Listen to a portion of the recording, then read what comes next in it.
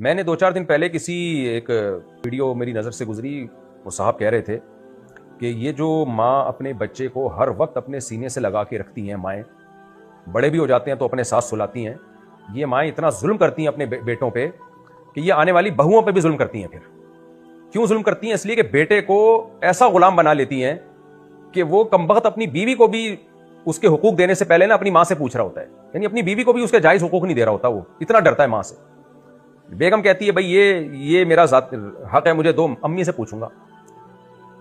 بھائی یہ فلاں جگہ آپ کا نکاح کرنا چاہ رہے ہیں ہم، اچھا رشتہ ہے، امی سے پوچھوں گا، ہر چیز امی سے۔ تو خود کیا کرے گا؟ تو خود کیا کرے گا؟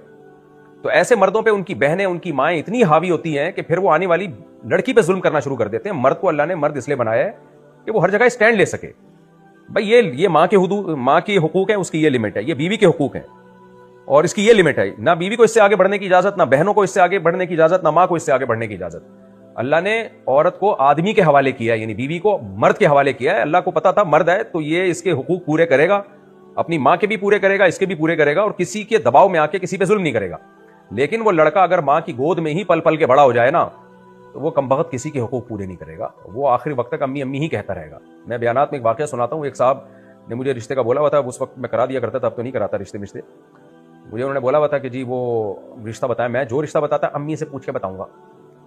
تو میں نے کہا بھائی تو اس قابل نہیں ہے، امی سے پوچھیں ضرور، امی ماں ہے، مشورہ لے، لیکن فیصلہ آپ نے کرنا ہے، فیصلہ آپ نے کرنا ہے ہر چیز میں امی۔ پھر میں نے کہا یار تو شادی کے بعد بھی جب بیوی کسی کام کا بولے گی جو اس کا جائز حق ہے، تو کہے گا امی سے پوچھ کے بتاؤں گا۔